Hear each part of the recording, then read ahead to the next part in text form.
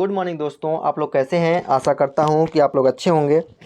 दोस्तों, इसी क्रम में आज आपका पॉलिटी का 5वां क्लास है जो भारतीय संविधान के मूल अधिकार पर चर्चा करेंगे दोस्तों। तो इससे पहले आपको बता दें कि जो कल भारतीय राज्य व्यवस्था में पॉलिटी का क्लास जो चौथा था उसमें कुछ करेक्शन है, आप कर लीजिएगा। शुरू में दिया था कि भारतीय संविधान कब बन के तैयार हुआ, उस डेट में कुछ हमने गलत कह दिया था।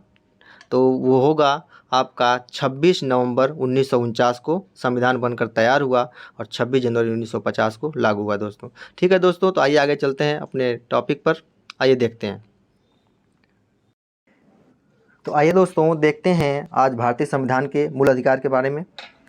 तो मूल अधिकार की बात करें तो मूल अधिकार कब अपनाया गया, ये कहाँ से अपनाया गया। तो मूल अधिकार यूएसए से अपनाया गया और इसका संविधान में उल्लेख कहाँ पे है, तो इसका संविधान में उल्लेख भाग 3 में अनुच्छेद 12 से 35 में किया गया है दोस्तों। और संविधान में मूल अधिकारों की संख्या क्या है, तो आइए देखते हैं। इसमें मूल अधिकारों की संख्या 6 है। तो पहला है आपका समता का अधिकार जो अनुच्छेद 14 से 18 के बीच में दर्शाया गया है। और दूसरा है आपका स्वतंत्रता का अधिकार जो अनुच्छेद 19 से लेकर 22 तक है दोस्तों। और इसी क्रम में आपका तीसरा है शोषण के विरुद्ध अधिकार जो अनुच्छेद 23 और 24 में इसकी विस्तृत चर्चा की गई है दोस्तों।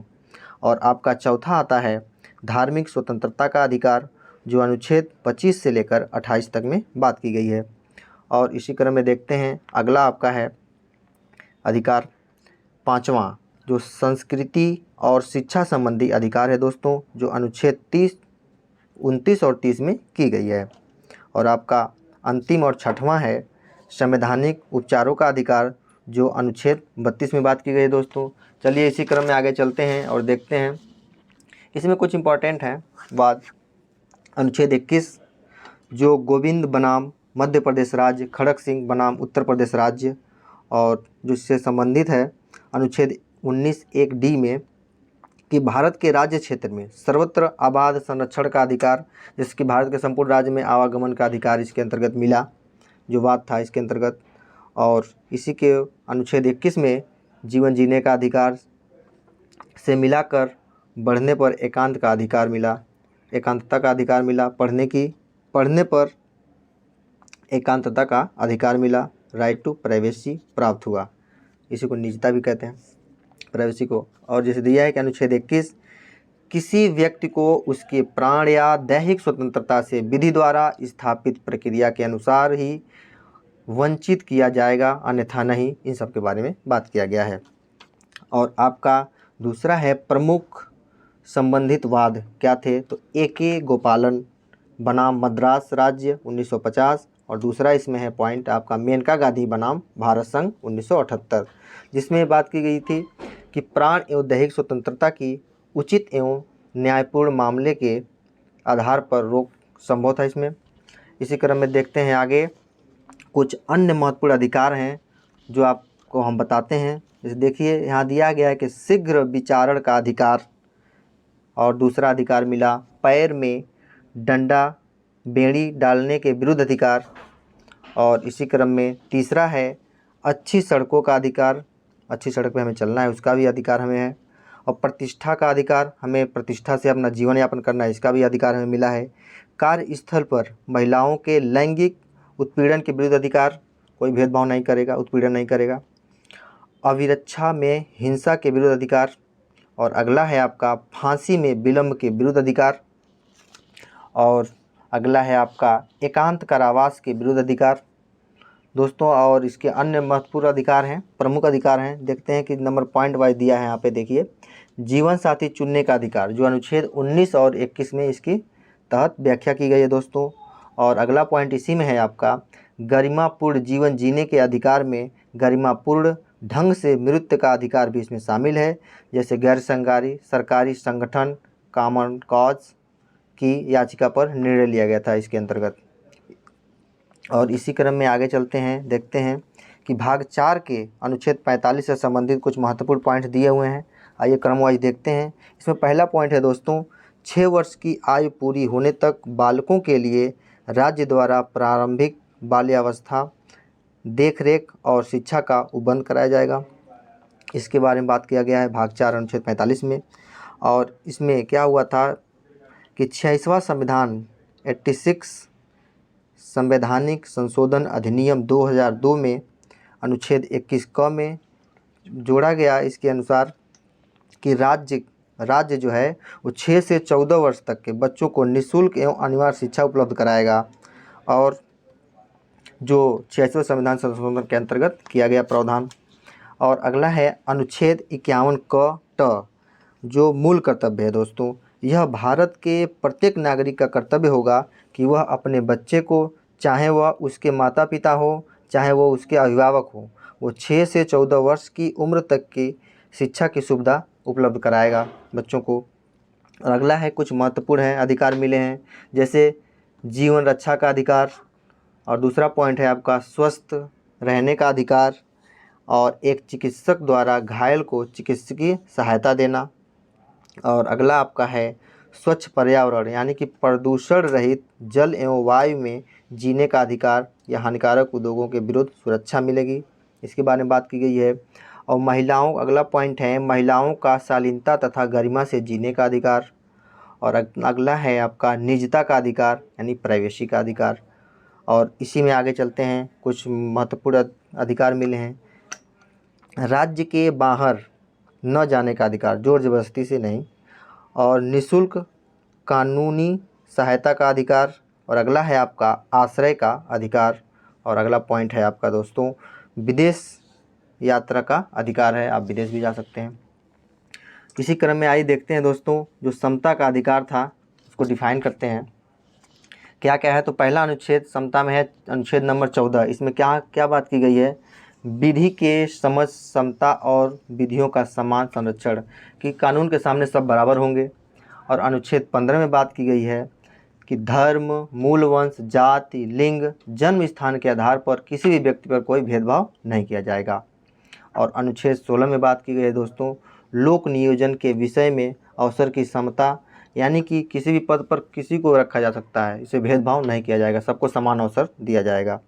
और अगला आपका अनुच्छेद है अनुच्छेद 17, जिसमें अस्पृश्यता, छुआछूत का अंत, इसमें छुआछूत का अंत किया गया है दोस्तों। और अगला है आपका उपाधियों का अंत। उपाधियों के अंत में आपको बताते हैं दोस्तों थोड़ा डीप में। तो अनुच्छेद 18 में उपाधियों के अंत में बताते हैं आपको कि राज्य, सेना, विद्या संबंधी सम्मान के सिवाय और कोई उपाधि प्रदान नहीं करेगा। अगर भारत का कोई नागरिक किसी विदेशी राज्य से कोई उपाधि स्वीकार नहीं करेगा दोस्तों। तो और आगे चलते हैं, आपका है स्वतंत्रता का अधिकार। आपको क्या क्या स्वतंत्रता मिली है, आइए उसको देखते हैं। जो अनुच्छेद 19 में आपका अभिव्यक्ति की स्वतंत्रता, अभिव्यक्ति की स्वतंत्रता कुल 6 प्रकार की स्वतंत्रता है, इसको क्रम से आगे देखेंगे दोस्तों। देखते हैं अगला है अनुच्छेद 20। अनुच्छेद 20 में आपका है अपराधों के लिए दोष सिद्धि के संबंध में संरक्षण। और आपका अनुच्छेद 21 है प्राण एवं दैहिक स्वतंत्रता। और समता के अधिकार में ही अनुच्छेद 22 है दोस्तों गिरफ्तारी एवं निरोध, यानी कुछ दशाओं में संरक्षण है इसका। और आगे चलते हैं दोस्तों, संविधान के अनुच्छेद 19 में प्रदत्त स्वतंत्रता, किस प्रकार की स्वतंत्रता हमें मिली है, आइए देखते हैं। अनुच्छेद 19(1) के क में वाक एवं अभिव्यक्ति की स्वतंत्रता। वाक एवं अभिव्यक्ति का मतलब कि आप कभी भी कुछ भी बोलने की स्वतंत्रता आपको है संविधान के दायरे में रहकर। और अगला आपका है अनुच्छेद 1 ख, जिसमें शांतिपूर्वक एवं निराय युद्ध, यानी कि बिना हथियार के सम्मेलन की स्वतंत्रता, सम्मेलन करने की स्वतंत्रता आपको है। और अगला अनुच्छेद है दोस्तों 19(1) ग, जिसमें संगम या संघ या सरकारी सोसाइटी बनाने की स्वतंत्रता है। और इसी में आपका अनुच्छेद 19(1) घ में राज्य क्षेत्र में सर्वत्र आबाद संरक्षण की स्वतंत्रता, आप राज्य क्षेत्र में कहीं भी आवागमन घूम सकते हैं, जा सकते हैं, इसमें स्वतंत्रता दी गई है। और अनुच्छेद 19(1) अंग में आपको राज्य के किसी भाग में निवास करने की स्वतंत्रता, बसने की स्वतंत्रता दी गई है दोस्तों। और अगला आपका अनुच्छेद है 19(1) छ, जिसमें वृत्ति, व्यापार या कारोबार करने की स्वतंत्रता, आप कहीं भी व्यापार आप कर सकते हैं। और आपका अगला है शोषण के विरुद्ध अधिकार। शोषण के विरुद्ध अधिकार में आइए बताते हैं, इसमें अनुच्छेद 23 की चर्चा करते हैं। तो मानव दुर्व्यवहार और बलात्श्रम पर प्रतिषेध है। तो मानव दुर्व्यवहार में है कि आप किसी भी महिलाओं बच्चों को खरीद फिरौती नहीं कर सकते हैं, इसमें निषेध प्रतिबंध लगाया गया है। और अगला है बलात्श्रम। बलात्श्रम में क्या है कि इच्छा के विरुद्ध कार्य करवाना, अगर इच्छा के विरुद्ध काम करवाते हैं वही बलात्श्रम है। और अगला है आपका अनुच्छेद 24। इसमें कहा गया है कि 14 वर्ष से कम उम्र के बच्चों का कारखानों आदि में नियोजन का प्रतिषेध है दोस्तों। और अगला चलते हैं, देखते हैं संपत्ति का अधिकार। संपत्ति के अधिकार में देखते हैं कि इसकी संपत्ति का अधिकार पूर्व स्थिति क्या थी। तो पूर्व स्थिति इसकी थी कि मूल अधिकार था ये पहले। तो मूल अधिकार संविधान के अनुच्छेद 19(1) च में था और 31 के अंतर्गत था। वर्तमान में इसकी स्थिति क्या है दोस्तों संपत्ति का अधिकार का? तो विधिक अधिकार है ये, संविधान के अनुच्छेद 300 क में ये उल्लेखित है। और इससे संबंधित संविधान संशोधन जो हुआ था 44वें संविधान संशोधन 1978 द्वारा इसे विधिक अधिकार प्राप्त किया गया दोस्तों। और आते हैं आपका उच्चतम या उच्च न्यायालय द्वारा जारी रिटें। तो न्यायालय द्वारा जारी रिटें हैं। तो पहला है आपका बंदी प्रत्यक्षीकरण। तो आइए देखते हैं बंदी प्रत्यक्षीकरण का क्या मतलब होता है। इसका अर्थ है कि व्यक्ति को सशरीर उपस्थित करना किसी न्यायालय में। और अगला है आपका परमादेश। परमादेश का इसका अर्थ है हम आदेश देते हैं कि न्यायालय द्वारा किसी भी प्राधिकारी अधिकारी सरकार या न्यायिक निकायों के विरुद्ध इस रीट को जारी किया जा सकता है जो लोक कर्तव्य या कानूनी दायित्व का पालन करने से इनकार करते हैं। और अगला आपका है उत्प्रेषण। उत्प्रेषण में इसका अर्थ होता है मंगा लेना। तो देखिए दोस्तों इसमें क्या है इसका अर्थ कि उच्चतम न्यायालय किसी भी निचले अदालत से किसी भी मामले को सुनवाई के लिए अपने पास मंगा सकता है। और अगला आपका है प्रतिषेध। प्रतिषेध माने होता है मना कर देना।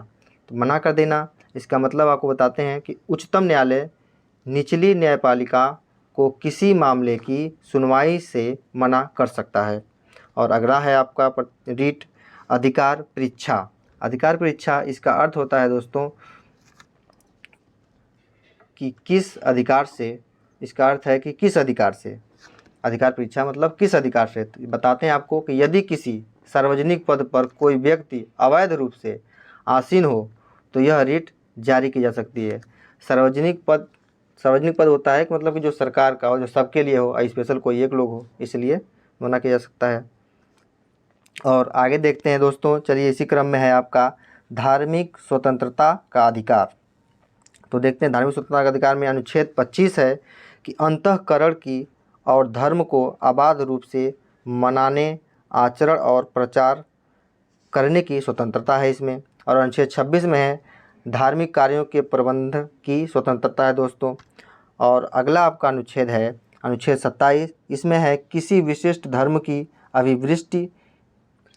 अभिवृद्धि के लिए करों के संदाय के बारे में स्वतंत्रता दिया गया है दोस्तों। और अगला अनुच्छेद है आपका अनुच्छेद 28 जो कुछ शिक्षण संस्थाओं में धार्मिक शिक्षा या धार्मिक उपासना में उपस्थित होने के बारे में स्वतंत्रता दिया गया है।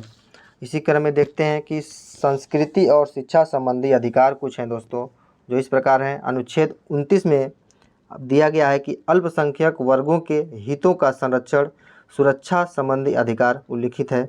और अनुच्छेद 30 में शिक्षा संस्थानों की स्थापना और प्रशासन करने का अल्पसंख्यक वर्गों का अधिकार है इसमें।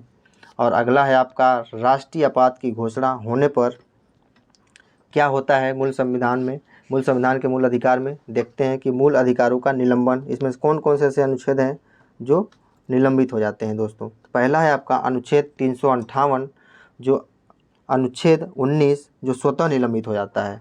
और अगला आपका अनुच्छेद 359 के अंतर्गत जो अन्य मूल अधिकार जो राष्ट्रपति द्वारा निलंबित होते हैं। और अगला है आपका 44वां संविधान संशोधन के अंतर्गत जो अनुच्छेद 20 और 21 के निलंबन पर पाबंदी है, ये बने रहते हैं। ठीक है। और देखिए दोस्तों आइए कुछ महत्वपूर्ण तथ्य देखते हैं जो परीक्षा की दृष्टि से बहुत ही इंपॉर्टेंट हैं, जो हम क्लास लिए हैं इसी से संबंधित हैं। आइए देखते हैं पॉइंट वाइज करके। उच्चतम न्यायालय ने संविधान के मूल संरचना यानी बुनियादी ढांचा के सिद्धांत का प्रतिपादन किया था तो केशवानंद भारती बनाम केरल राज्य 1973 के बाद में। अगला पॉइंट है आपका शिक्षा का अधिकार अधिनियम 2009 लागू किया गया 1 अप्रैल 2010 से। और अगला पॉइंट है दोस्तों, देखिए उच्चतम न्यायालय ने सूचना के अधिकार को निहित माना है संविधान के अनुच्छेद 19(1) क में। और अगला पॉइंट है आपका प्रत्यक्ष बंदीकरण अधिनियम के अंतर्गत एक व्यक्ति को बिना मुकदमा चलाए बंदी बनाया जा सकता है। कितने माह तक? तो 3 माह के लिए उसे बंदी बनाया जा सकता है दोस्तों। अगला पॉइंट है आपका बहुत ही महत्वपूर्ण है, किसी अभियुक्त को स्वयं के विरुद्ध गवाह बनने के लिए बाध्य नहीं किया जा सकता है। यह प्रावधान कहाँ किया गया है? तो संविधान के अनुच्छेद 20 के 3 में। और अगला पॉइंट है आपका भारतीय संविधान के अनुच्छेद 25 में प्रयुक्त हिंदू शब्द के अंतर्गत शामिल है, तो बौद्ध, जैन एवं सिख को शामिल किया गया हिंदू शब्द के अंतर्गत। और अगला पॉइंट है आपका बंधुआ मजदूर यानी उन्मूलन अधिनियम भारतीय संसद ने पारित कब किया था? तो वर्ष 1976 में किया था दोस्तों। इसी क्रम में आपका ये टॉपिक समाप्त होता है दोस्तों। तो आप इस चैनल पे बने रहें और ये वीडियो देखते रहें दोस्तों। आशा करता हूँ कि ये वीडियो आपको अच्छा लगा होगा। और अगला टॉपिक आपका रहेगा राज्य के नीति निर्देशक तत्व। तो दोस्तों धन्यवाद, आपका दिन शुभ हो।